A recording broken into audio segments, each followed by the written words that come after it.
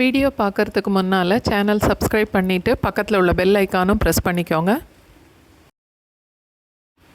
இன்றைக்கி எங்களோட lunch menu நிலக்கடலை கத்திரிக்காய் போட்டு ஒரு குழம்பு.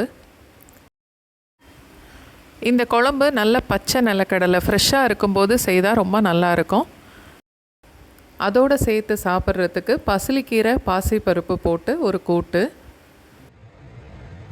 குழம்பு தாளிக்கிறதுக்கு பொடிசாக வெட்டின வெங்காயம் ஒரு 1/4 கப் அளவுக்கு, ஒரு 5-6 பல் பூண்டு அதுவும் பொடிசாக வெட்டியிருக்கேன், கொஞ்சம் கருவேப்பிலை, பொடிசாக வெட்டின தக்காளி 1 கப் அளவுக்கு. கத்திரிக்காய் இந்த மாதிரி நல்ல பெரிய துண்டாக எடுத்துக்கணும். ஒரு 3-4 கத்திரிக்காய் வெட்டினா சரியாக இருக்கும்.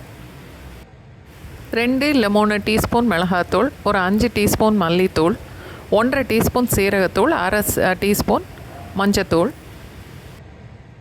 நான் கேனில் உள்ள தேங்காய் பால் எடுத்துருக்கிறதுனால ஒரு 1/4 கப் அளவுக்கு எடுத்திருக்கேன். ஒரு சின்ன சைஸ் தேங்காயில் பாதி தேங்காயிலேருந்து பாலும் எடுத்து வச்சுக்கலாம், இல்லை நல்லா நைஸாக அரைச்சும் எடுத்துக்கலாம். தாளிக்கிறதுக்கு ஒரு 3-4 டீஸ்பூன் அளவுக்கு நல்லெண்ணெய்.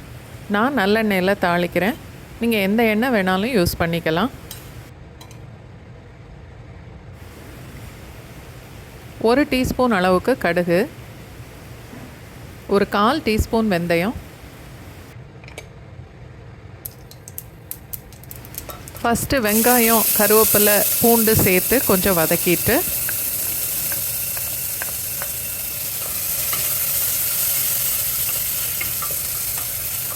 இப்போ தக்காளியும் சேர்த்துடலாம்.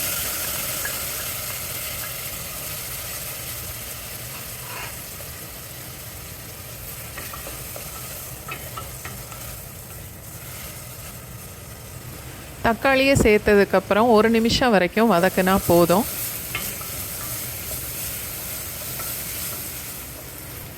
இப்போ அதோட நம்ம வெட்டி வச்சுருந்த கத்திரிக்காயையும் சேர்த்து வதக்கணும்.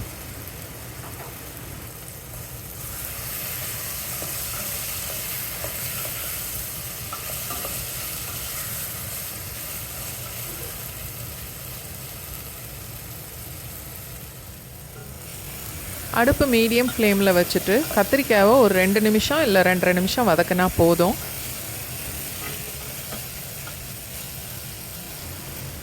இப்போ இதோட எல்லா பொடியையும் சேர்த்துடலாம்.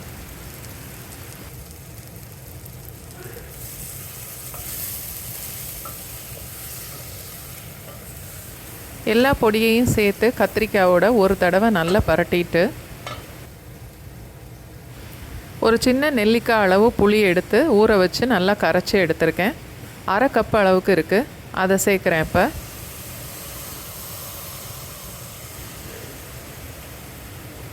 தேங்காய் பாலும் இப்போ இதோட சேர்த்துடலாம். நீங்கள் தேங்காய் அரைச்சி வச்சுருந்தீங்கனாலும் இந்த ஸ்டேஜில் அதை சேர்த்துடலாம். நான் காஞ்ச நிலக்கடலை யூஸ் பண்ணுறதுனால 1 கப்பு நிலக்கடலை ஒரு 5-6 மணி நேரம் ஊற வச்சுட்டு குக்கரில் ஒரு 7-8 விசிலுக்கு வேக வச்சு எடுத்திருக்கேன். இப்போ அந்த தண்ணியோடவே அதையும் குழம்புல சேர்த்துடலாம்.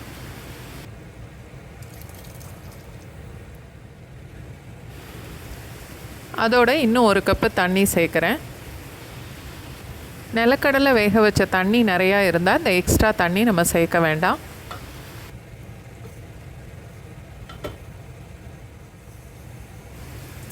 தேவையான அளவுக்கு உப்பு சேர்த்து நல்லா கலந்துட்டு மூடி போட்டு கொதிக்க விடலாம். அடுப்பு வந்து மீடியம் ஃப்ளேமில் இருக்கட்டும். 2-3 நிமிஷம் கொதிச்சா கத்திரிக்காய் நல்லா வெந்துடும்.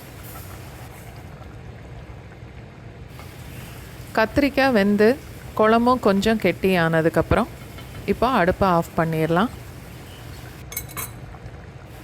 அடுப்பை ஆஃப் பண்ணதுக்கப்புறம் ஒரு 2 டீஸ்பூன் அளவுக்கு நான் நல்லெண்ணெய் சேர்க்குறேன். இந்த பச்சை நல்லெண்ணெய் சேர்க்கறதுனால குழம்பு நல்லா வாசனையாக இருக்கும். நிலக்கடலை கத்திரிக்காய் குழம்பு இப்போது ரெடி ஆயிடுச்சு.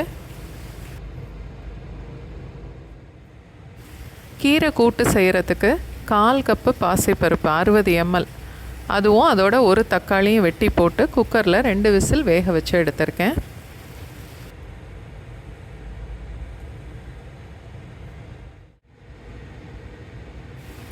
நல்ல பெரிய சைஸில் ஒரே ஒரு கட்டு பசலிக்கீரை வெறும் இலையை மட்டும் கிள்ளி கழுவிட்டு நல்லா அதையும் கட் பண்ணி எடுத்திருக்கேன்.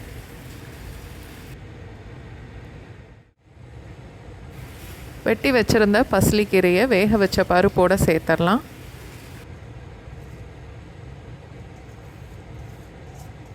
இப்போ பசலிக்கீரை இந்த பருப்போடு சேர்ந்து கொஞ்சம் வேகட்டும். 2-3 நிமிஷத்தில் பசலிக்கீரை நல்லா வெந்துடும்.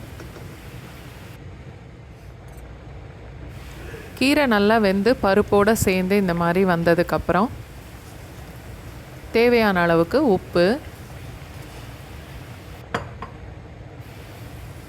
ஒரு 1/4 கப் அளவுக்கு தேங்காய் பூ,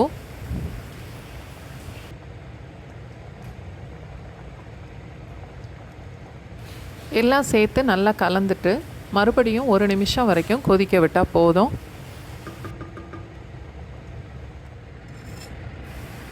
தாளிக்கிறதுக்கு ஒரு 2 டீஸ்பூன் அளவுக்கு எண்ணெய் ஊற்றிட்டு அதில் ஒரு 3 இல்லை 4 மிளகாய் வத்தல் நல்லா கிள்ளி சேர்த்துக்கணும். அதோடு நான் 1 டீஸ்பூன் அளவுக்கு தாளிக்கிற வடகம் சேர்த்து தாளிக்க போகிறேன். தாளிக்கிற வடகம் உங்கள் கிட்டே இல்லை அப்படின்னா 1/2 ஸ்பூன் கடுகும் 1/2 ஸ்பூன் சீரகமும் சேர்த்து தாளிச்சிக்கலாம். ஒரு 2 டேபிள் ஸ்பூன் அளவுக்கு நல்ல பொடிசாக வெட்டின வெங்காயம்,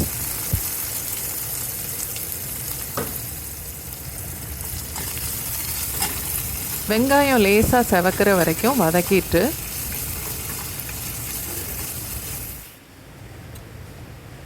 கீரை கூட்டோடு அதை சேர்த்துடலாம். இப்போ